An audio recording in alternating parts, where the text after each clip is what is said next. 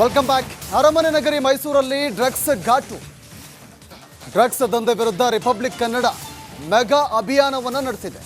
Republic ವರದಿಗೆ ಮಾಜಿ ಸಂಸದ ಪ್ರತಾಪ್ ಸಿಂಗ್ ಶ್ಲಾಘನೆಯನ್ನು ವ್ಯಕ್ತಪಡಿಸಿದ್ದಾರೆ. 24 ಗಂಟೆಗಳಲ್ಲಿ ಡ್ರಗ್ಸ್ ಮುಕ್ತ ಮಾಡುವ ಶಕ್ತಿ ಪೊಲೀಸರಿಗೆ ಇದೆ. ಸಿಎಂ ಅವರಿಗೂ ಕೂಡ ಡ್ರಗ್ಸ್ ಮುಕ್ತ ಮಾಡುವ ಶಕ್ತಿ ಇದೆ, ಆದರೆ ಅದನ್ನು ಮಾಡ್ತಾ ಇಲ್ಲ ಅಂತ ಪ್ರತಾಪ್ ಸಿಂಹ ಹೇಳಿಕೆಯನ್ನು ಕೊಟ್ಟಿದ್ದಾರೆ.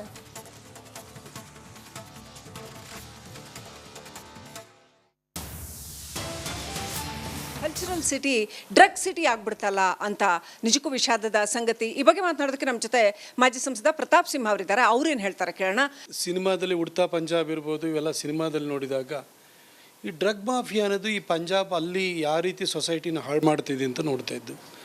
ಇದು ಮೇಜರ್ Tier 1 ಸಿಟೀಸು, ಲೈಕ್ ಏನೋ ಅಂತಂದರೆ ಬಾಂಬೆ ಇರ್ಬೋದು, ಬ್ಯಾಂಗ್ಳೂರು ಇರ್ಬೋದು, ಡೆಲ್ಲಿ ಇರ್ಬೋದು, ಇಂಥ ಕಡೆ ಈ ಡ್ರಗ್ಸ್ಗಳು, ಕೆಮಿಕಲ್ ಡ್ರಗ್ಸ್ಗಳು ಎಲ್ಲ ಅವೈಲೇಬಲ್ ಇದೆ. ಇಲ್ಲ ಪಾರ್ಟೀಸಲ್ಲಿ ಯೂಸ್ ಮಾಡ್ತಾರೆ, ರೇವ್ ಪಾರ್ಟೀಸಲ್ಲಿ ಯೂಸ್ ಮಾಡ್ತಾರೆ. ಈ ಥರ ನಾವು ನೋಡಿದ್ದು, ಅದನ್ನೆಲ್ಲ ಆ ಥರ ಪ್ರಕರಣಗಳು ಸಂಭವಿಸ್ತಾ ಇದ್ದು. ಆದರೆ ಭಾಳ ದಿಗ್ಭ್ರಮೆ ಹುಟ್ಟಿಸುವಂಥ ಸಂಗತಿ ಏನಂತಂದರೆ, ಮೈಸೂರಿನಲ್ಲಿ ಇವತ್ತು ಕೆಮಿಕಲ್ ಡ್ರಗ್ಸ್ ಸಿಗ್ತಾ ಇದೆ. ಡ್ರಗ್ಸ್ ಸಿಗೋವಂಥದ್ದು ಮಾತ್ರ ಅಲ್ಲ, ನೀವೆಲ್ಲ ಹೋಗಿ ಯಾರೋ ಯೂಸ್ ಮಾಡೋಂಥವ್ರಿಗೆ ಅವೈಲೇಬಲ್ ಇದೆ ಅನ್ನೋದಲ್ಲ, ಇಲ್ಲಿ ಮ್ಯಾನುಫ್ಯಾಕ್ಚರಿಂಗ್ ಮಾಡ್ತಾಯಿದ್ದಾರೆ.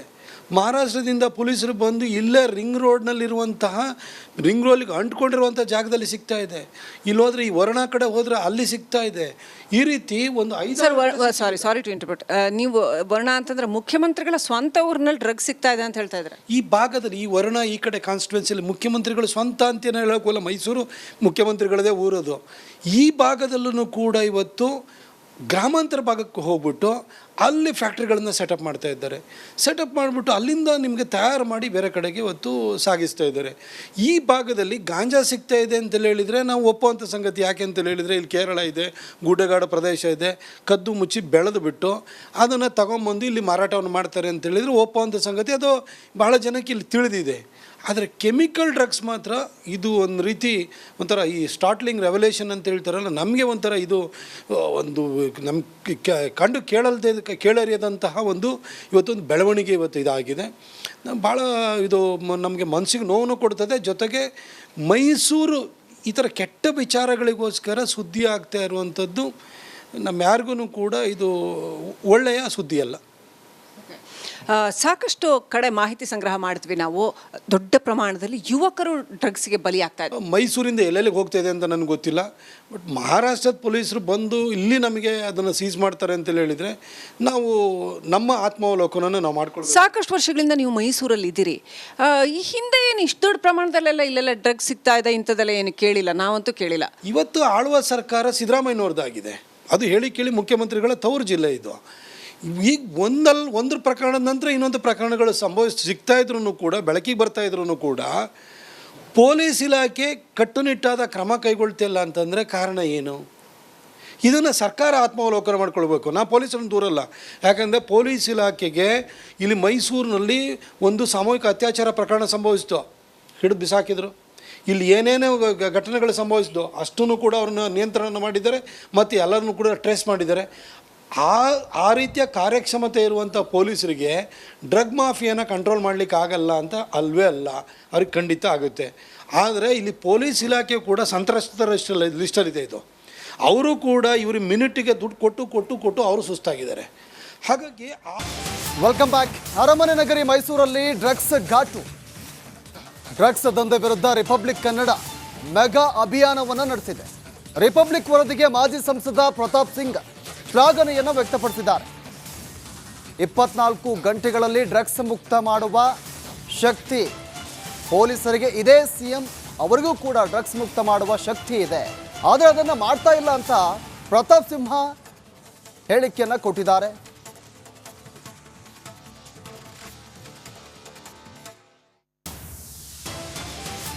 ಕಲ್ಚರಲ್ ಸಿಟಿ ಡ್ರಗ್ ಸಿಟಿ ಆಗ್ಬಿಡ್ತಲ್ಲ ಅಂತ ನಿಜಕ್ಕೂ ವಿಷಾದದ ಸಂಗತಿ. ಈ ಬಗ್ಗೆ ಮಾತನಾಡೋದಕ್ಕೆ ನಮ್ಮ ಜೊತೆ ಮಾಜಿ ಸಂಸದ ಪ್ರತಾಪ್ ಸಿಂಹ ಅವರಿದ್ದಾರೆ. ಅವ್ರೇನು ಹೇಳ್ತಾರೆ ಕೇಳೋಣ. ಸಿನಿಮಾದಲ್ಲಿ ಉಡ್ತಾ ಪಂಜಾಬ್ ಇರ್ಬೋದು, ಇವೆಲ್ಲ ಸಿನಿಮಾದಲ್ಲಿ ನೋಡಿದಾಗ ಈ ಡ್ರಗ್ ಮಾಫಿಯಾ ಅನ್ನೋದು ಈ ಪಂಜಾಬ್ ಅಲ್ಲಿ ಯಾವ ರೀತಿ ಸೊಸೈಟಿನ ಹಾಳು ಮಾಡ್ತಿದೆ ಅಂತ ನೋಡ್ತಾ ಇದ್ದು. ಇದು ಮೇಜರ್ ಟಿಯರ್ 1 ಸಿಟೀಸು ಲೈಕ್ ಏನೋ ಅಂತಂದರೆ ಬಾಂಬೆ ಇರ್ಬೋದು, ಬ್ಯಾಂಗ್ಳೂರು ಇರ್ಬೋದು, ಡೆಲ್ಲಿ ಇರ್ಬೋದು. ಇಂಥ ಕಡೆ ಈ ಡ್ರಗ್ಸ್ಗಳು, ಕೆಮಿಕಲ್ ಡ್ರಗ್ಸ್ಗಳು ಎಲ್ಲ ಅವೈಲೇಬಲ್ ಇದೆ. ಇಲ್ಲ ಪಾರ್ಟೀಸಲ್ಲಿ ಯೂಸ್ ಮಾಡ್ತಾರೆ, ರೇವ್ ಪಾರ್ಟೀಸಲ್ಲಿ ಯೂಸ್ ಮಾಡ್ತಾರೆ. ಈ ಥರ ನಾವು ನೋಡಿದ್ದು ಅದನ್ನೆಲ್ಲ ಆ ಥರ ಪ್ರಕರಣಗಳು ಸಂಭವಿಸ್ತಾ ಇದ್ದು. ಆದರೆ ಭಾಳ ದಿಗ್ಭ್ರಮ ಹುಟ್ಟಿಸುವಂಥ ಸಂಗತಿ ಏನಂತಂದರೆ, ಮೈಸೂರಿನಲ್ಲಿ ಇವತ್ತು ಕೆಮಿಕಲ್ ಡ್ರಗ್ಸ್ ಸಿಗ್ತಾ ಇದೆ. ಡ್ರಗ್ಸ್ ಸಿಗೋವಂಥದ್ದು ಮಾತ್ರ ಅಲ್ಲ, ನೀವೆಲ್ಲ ಹೋಗಿ ಯಾರೋ ಯೂಸ್ ಮಾಡೋಂಥವ್ರಿಗೆ ಅವೈಲೇಬಲ್ ಇದೆ ಅನ್ನೋದಲ್ಲ, ಇಲ್ಲಿ ಮ್ಯಾನುಫ್ಯಾಕ್ಚರಿಂಗ್ ಮಾಡ್ತಾಯಿದ್ದಾರೆ. ಮಹಾರಾಷ್ಟ್ರದಿಂದ ಪೊಲೀಸರು ಬಂದು ಇಲ್ಲೇ ರಿಂಗ್ ರೋಡ್ನಲ್ಲಿರುವಂತಹ ರಿಂಗ್ ರೋಡ್ಗೆ ಅಂಟ್ಕೊಂಡಿರುವಂಥ ಜಾಗದಲ್ಲಿ ಸಿಗ್ತಾ ಇದೆ. ಇಲ್ಲಿ ಹೋದರೆ ಈ ವರ್ಣ ಕಡೆ ಹೋದರೆ ಅಲ್ಲಿ ಸಿಗ್ತಾ ಇದೆ. ಈ ರೀತಿ ಒಂದು ಸಾರಿ ಟು ಇಂಟರ್ಪ್ರಿಟ್, ನೀವು ವರ್ಣ ಅಂತಂದ್ರೆ ಮುಖ್ಯಮಂತ್ರಿಗಳ ಸ್ವಂತ ಊರಿನಲ್ಲಿ ಡ್ರಗ್ಸ್ ಸಿಗ್ತಾ ಇದೆ ಅಂತ ಹೇಳ್ತಾ ಇದ್ದಾರೆ. ಈ ಭಾಗದಲ್ಲಿ ಈ ವರ್ಣ ಈ ಕಡೆ ಕಾನ್ಸ್ಟಿಟ್ಯೂನ್ಸಿಯಲ್ಲಿ ಮುಖ್ಯಮಂತ್ರಿಗಳು ಸ್ವಂತ ಅಂತೇನೆ ಹೇಳೋಕ್ಕಲ್ಲ, ಮೈಸೂರು ಮುಖ್ಯಮಂತ್ರಿಗಳದೇ ಊರದು. ಈ ಭಾಗದಲ್ಲೂ ಕೂಡ ಇವತ್ತು ಗ್ರಾಮಾಂತರ ಭಾಗಕ್ಕೆ ಹೋಗ್ಬಿಟ್ಟು ಅಲ್ಲಿ ಫ್ಯಾಕ್ಟ್ರಿಗಳನ್ನು ಸೆಟಪ್ ಮಾಡ್ತಾ ಇದ್ದಾರೆ. ಸೆಟಪ್ ಮಾಡಿಬಿಟ್ಟು ಅಲ್ಲಿಂದ ನಿಮಗೆ ತಯಾರು ಮಾಡಿ ಬೇರೆ ಕಡೆಗೆ ಇವತ್ತು ಸಾಗಿಸ್ತಾ ಇದ್ದಾರೆ. ಈ ಭಾಗದಲ್ಲಿ ಗಾಂಜಾ ಸಿಗ್ತಾ ಇದೆ ಅಂತೇಳಿ ಹೇಳಿದರೆ ನಾವು ಒಪ್ಪುವಂಥ ಸಂಗತಿ. ಯಾಕೆ ಅಂತೇಳಿ ಹೇಳಿದರೆ ಇಲ್ಲಿ ಕೇರಳ ಇದೆ, ಗುಡ್ಡಗಾಡು ಪ್ರದೇಶ ಇದೆ, ಕದ್ದು ಮುಚ್ಚಿ ಬೆಳೆದು ಬಿಟ್ಟು ಅದನ್ನು ತಗೊಂಬಂದು ಇಲ್ಲಿ ಮಾರಾಟವನ್ನು ಮಾಡ್ತಾರೆ ಅಂತೇಳಿದರೆ ಒಪ್ಪುವಂಥ ಸಂಗತಿ. ಅದು ಬಹಳ ಜನಕ್ಕೆ ಇಲ್ಲಿ ತಿಳಿದಿದೆ. ಆದರೆ ಕೆಮಿಕಲ್ ಡ್ರಗ್ಸ್ ಮಾತ್ರ ಇದು ಒಂದು ರೀತಿ ಒಂಥರ ಈ ಸ್ಟಾರ್ಟ್ಲಿಂಗ್ ರೆವಲ್ಯೂಷನ್ ಅಂತ ಹೇಳ್ತಾರಲ್ಲ, ನಮಗೆ ಒಂಥರ ಇದು ಒಂದು ನಮ್ಮ ಕಂಡು ಕೇಳರಿಯದಂತಹ ಒಂದು ಇವತ್ತೊಂದು ಬೆಳವಣಿಗೆ ಇವತ್ತು ಇದಾಗಿದೆ. ಭಾಳ ಇದು ನಮಗೆ ಮನಸ್ಸಿಗೆ ನೋವನ್ನು ಕೊಡ್ತದೆ. ಜೊತೆಗೆ ಮೈಸೂರು ಈ ಥರ ಕೆಟ್ಟ ವಿಚಾರಗಳಿಗೋಸ್ಕರ ಸುದ್ದಿ ಆಗ್ತಾ ಇರುವಂಥದ್ದು ನಮ್ಮ ಯಾರಿಗೂ ಕೂಡ ಇದು ಒಳ್ಳೆಯ ಸುದ್ದಿ ಅಲ್ಲ. ಸಾಕಷ್ಟು ಕಡೆ ಮಾಹಿತಿ ಸಂಗ್ರಹ ಮಾಡ್ತೀವಿ ನಾವು, ದೊಡ್ಡ ಪ್ರಮಾಣದಲ್ಲಿ ಯುವಕರು ಡ್ರಗ್ಸ್ಗೆ ಬಲಿಯಾಗ್ತಾ ಇದ್ದಾರೆ. ಮೈಸೂರಿಂದ ಎಲ್ಲೆಲ್ಲಿಗೆ ಹೋಗ್ತಾ ಇದೆ ಅಂತ ನನಗೆ ಗೊತ್ತಿಲ್ಲ. ಬಟ್ ಮಹಾರಾಷ್ಟ್ರದ ಪೊಲೀಸರು ಬಂದು ಇಲ್ಲಿ ನಮಗೆ ಅದನ್ನು ಸೀಸ್ ಮಾಡ್ತಾರೆ ಅಂತೇಳಿ ಹೇಳಿದರೆ ನಾವು ನಮ್ಮ ಆತ್ಮಾವಲೋಕನನ್ನು ನಾವು ಮಾಡ್ಕೊಳ್ತೀವಿ. ಸಾಕಷ್ಟು ವರ್ಷಗಳಿಂದ ನೀವು ಮೈಸೂರಲ್ಲಿ ಇದ್ದೀರಿ. ಈ ಹಿಂದೆ ಏನು ಇಷ್ಟು ದೊಡ್ಡ ಪ್ರಮಾಣದಲ್ಲೆಲ್ಲ ಇಲ್ಲೆಲ್ಲ ಡ್ರಗ್ಸ್ ಸಿಗ್ತಾ ಇದೆ ಇಂಥದ್ದೆಲ್ಲ ಏನು ಕೇಳಿಲ್ಲ, ನಾವಂತೂ ಕೇಳಿಲ್ಲ. ಇವತ್ತು ಆಳುವ ಸರ್ಕಾರ ಸಿದ್ದರಾಮಯ್ಯನವ್ರದ್ದಾಗಿದೆ. ಅದು ಹೇಳಿ ಕೇಳಿ ಮುಖ್ಯಮಂತ್ರಿಗಳ ತವರು ಜಿಲ್ಲೆ ಇದು. ಈಗ ಒಂದು ಪ್ರಕರಣದ ನಂತರ ಇನ್ನೊಂದು ಪ್ರಕರಣಗಳು ಸಿಗ್ತಾ ಇದ್ರೂ ಕೂಡ, ಬೆಳಕಿಗೆ ಬರ್ತಾ ಇದ್ರೂ ಕೂಡ ಪೊಲೀಸ್ ಇಲಾಖೆ ಕಟ್ಟುನಿಟ್ಟಾದ ಕ್ರಮ ಕೈಗೊಳ್ತಿಲ್ಲ ಅಂತಂದರೆ ಕಾರಣ ಏನು? ಇದನ್ನು ಸರ್ಕಾರ ಆತ್ಮಾವಲೋಕನ ಮಾಡ್ಕೊಳ್ಬೇಕು. ನಾ ಪೊಲೀಸರನ್ನು ದೂರಲ್ಲ.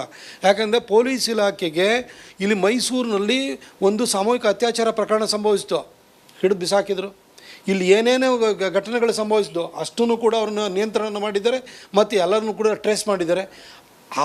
ಆ ರೀತಿಯ ಕಾರ್ಯಕ್ಷಮತೆ ಇರುವಂಥ ಪೊಲೀಸರಿಗೆ ಡ್ರಗ್ ಮಾಫಿಯಾನ ಕಂಟ್ರೋಲ್ ಮಾಡಲಿಕ್ಕೆ ಆಗಲ್ಲ ಅಂತ ಅಲ್ವೇ ಅಲ್ಲ, ಅವ್ರಿಗೆ ಖಂಡಿತ ಆಗುತ್ತೆ. ಆದರೆ ಇಲ್ಲಿ ಪೊಲೀಸ್ ಇಲಾಖೆ ಕೂಡ ಸಂತ್ರಸ್ತರ ಲಿಸ್ಟಲ್ಲಿದೆ. ಇದು ಅವರು ಕೂಡ ಇವರು ಮಿನಿಟಿಗೆ ದುಡ್ಡು ಕೊಟ್ಟು ಅವರು ಸುಸ್ತಾಗಿದ್ದಾರೆ. ಹಾಗಾಗಿ ವೆಲ್ಕಮ್ ಬ್ಯಾಕ್. ಅರಮನೆ ನಗರಿ ಮೈಸೂರಲ್ಲಿ ಡ್ರಗ್ಸ್ ಘಾಟು. ಡ್ರಗ್ಸ್ ದಂಧೆ ವಿರುದ್ಧ ರಿಪಬ್ಲಿಕ್ ಕನ್ನಡ ಮೆಗಾ ಅಭಿಯಾನವನ್ನು ನಡೆಸಿದೆ. ರಿಪಬ್ಲಿಕ್ ವರದಿಗೆ ಮಾಜಿ ಸಂಸದ ಪ್ರತಾಪ್ ಸಿಂಗ್ ಶ್ಲಾಘನೆಯನ್ನು ವ್ಯಕ್ತಪಡಿಸಿದ್ದಾರೆ. 24 ಗಂಟೆಗಳಲ್ಲಿ ಡ್ರಗ್ಸ್ ಮುಕ್ತ ಮಾಡುವ ಶಕ್ತಿ ಪೊಲೀಸರಿಗೆ ಇದೆ. ಸಿಎಂ ಅವರಿಗೂ ಕೂಡ ಡ್ರಗ್ಸ್ ಮುಕ್ತ ಮಾಡುವ ಶಕ್ತಿ ಇದೆ, ಆದರೆ ಅದನ್ನು ಮಾಡ್ತಾ ಇಲ್ಲ ಅಂತ ಪ್ರತಾಪ್ ಸಿಂಹ ಹೇಳಿಕೆಯನ್ನು ಕೊಟ್ಟಿದ್ದಾರೆ.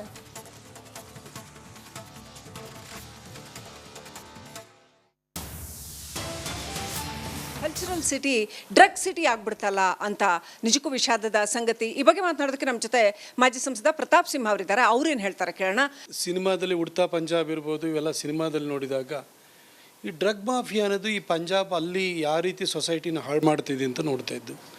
ಇದು ಮೇಜರ್ ಟಿಯರ್ 1 ಸಿಟೀಸು ಲೈಕ್ ಏನೋ ಅಂತಂದರೆ ಬಾಂಬೆ ಇರ್ಬೋದು, ಬ್ಯಾಂಗ್ಳೂರು ಇರ್ಬೋದು, ಡೆಲ್ಲಿ ಇರ್ಬೋದು. ಇಂಥ ಕಡೆ ಈ ಡ್ರಗ್ಸ್ಗಳು, ಕೆಮಿಕಲ್ ಡ್ರಗ್ಸ್ಗಳು ಎಲ್ಲ ಅವೈಲೇಬಲ್ ಇದೆ. ಇಲ್ಲ ಪಾರ್ಟೀಸಲ್ಲಿ ಯೂಸ್ ಮಾಡ್ತಾರೆ, ರೇವ್ ಪಾರ್ಟೀಸಲ್ಲಿ ಯೂಸ್ ಮಾಡ್ತಾರೆ. ಈ ಥರ ನಾವು ನೋಡಿದ್ದು ಅದನ್ನೆಲ್ಲ ಆ ಥರ ಪ್ರಕರಣಗಳು ಸಂಭವಿಸ್ತಾ ಇದ್ದು.